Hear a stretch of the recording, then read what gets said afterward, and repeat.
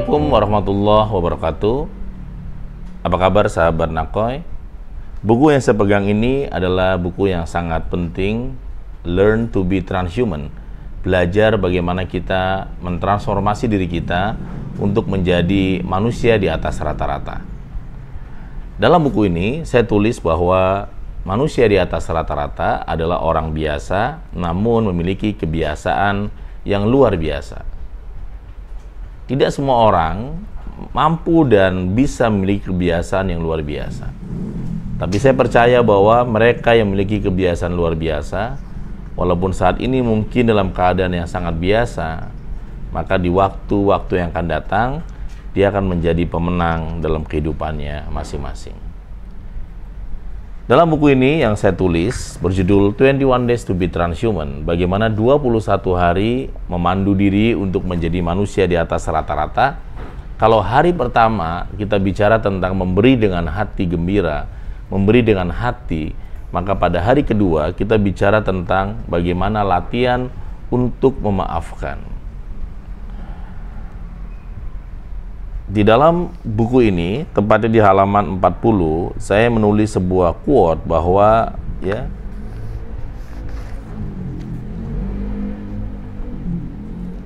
orang yang kuat, orang yang hebat adalah orang yang bisa memaaf, orang yang bisa membalas dendam, namun memilih jalan untuk memaafkan.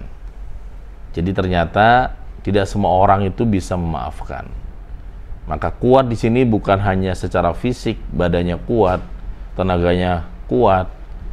Tidak hanya itu. Tetapi kuat di sini juga berarti adalah mental, jiwa, hati. Orang-orang yang punya mental yang kuat, maka memaafkan itu sesuatu yang mudah. Tetapi mereka yang tidak memiliki mental yang kuat, memaafkan adalah sesuatu yang sangat sulit. Di salah satu buku yang sedang saya tulis berjudul The Influencer Code atau kode-kode bagaimana mempengaruhi, saya menulis kisah bagaimana Nelson Mandela yang berhasil menjadi pribadi yang pemaaf kepada lawan-lawan politiknya. Dan apa yang terjadi ketika Nelson Mandela memaafkan lawan-lawan politiknya, Afrika bisa bersatu dan bisa bangkit seperti pada hari ini. Persoalannya adalah mengapa memaafkan itu begitu sulit dan bagaimana caranya memaafkan itu, teman-teman hebat. Di sini di buku ini saya menuliskan bahwa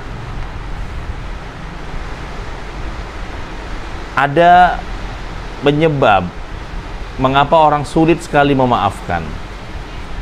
Yang pertama adalah stress surrender, kalah dan menyerah pada stres.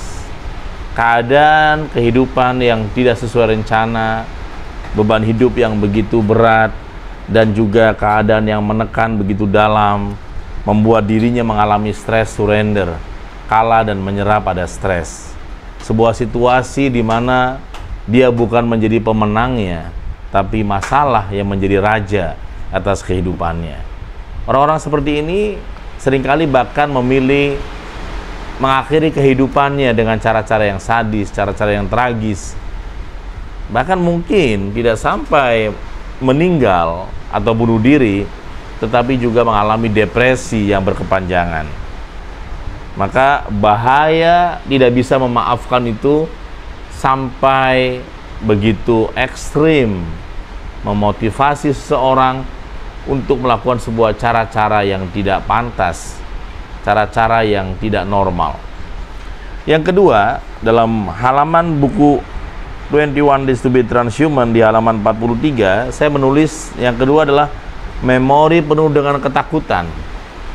Orang-orang yang sulit memaafkan dari ketakutan yang pertama melahirkan ketakutan yang kedua, ketakutan yang ketiga, dan terus tidak pernah selesai.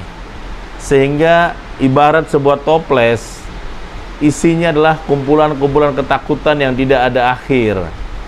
Dan itu yang dialami oleh mereka yang sulit sekali memaafkan. Mereka khawatir, mereka cemas, mereka ragu apakah memori di masa lalu itu akan kembali datang. Sahabat-sahabat hebat.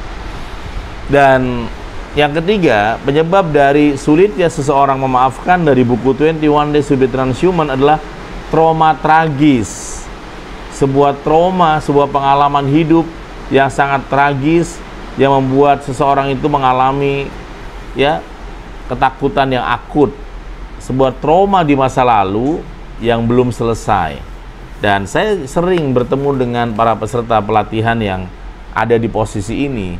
Trauma dengan kegagalan, trauma dalam rumah tangga, trauma dalam pekerjaan, trauma dalam membangun sebuah hubungan dengan pasangan, trauma dengan orang tua atau keluarganya, trauma dengan ayahnya, trauma dengan ibunya, trauma dengan teman sebayanya. Begitu banyak trauma-trauma yang membuat orang akhirnya merawat ketakutan dan akhirnya tanpa dia sadar membuat pribadi yang sulit sekali memaafkan.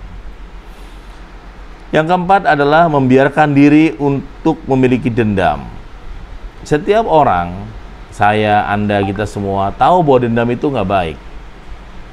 Tetapi kita membiarkan diri kita terbawa begitu lama, begitu dalam, terpelosok ke dalam lembah yang sangat menyakitkan, yaitu dendam. Dendam ini seperti api yang akan melahap kayu-kayu dengan mudah. Dendam seperti api yang ada dalam jiwa Anda yang membakar semua kebaikan-kebaikan Anda menjadi arang. Oleh karena itulah, manusia-manusia di atas rata-rata, dia bukan tipe pendendam, tapi dia adalah tipe pemaaf terhadap masa lalunya, masa sekarang, dan masa yang akan datang. Yang berikutnya adalah melakukan kesalahan yang berulang-ulang. Kesalahan yang berulang-ulang ini melahirkan seseorang akhirnya merasa mengalami satu kesulitan untuk memaafkan. Trauma-trauma di masa lalu yang diulang lagi, terulang lagi, akhirnya membuat dirinya mengalami stagnasi dalam perjalanan kehidupan. Yang menarik dari buku yang lain, yaitu Seven Awareness, saya menuliskan bahwa ketika Anda sulit memaafkan, maka saraf-saraf yang bekerja sebanyak 360. Tapi ketika Anda bisa memaafkan, maka saraf yang bekerja hanya 3. Maka kalau Anda ingin panjang umur, lebih sehat, lebih bahagia, lebih semangat, lebih fokus, lebih bermakna, lebih dari sebelumnya, salah satunya adalah berhasil memaafkan. Kalau Anda masih sulit memaafkan, maka ikutilah pelatihan 21 Days to be Transhuman bersama saya setiap hari Kamis jam 1 siang secara online dimanapun Anda berada. Peserta akan mendapatkan buku ini dan juga coaching selama 21 hari. Hubungi Nako Center 0878 78 lagi 28 9001. Be Transhuman. Wassalamualaikum warahmatullahi wabarakatuh.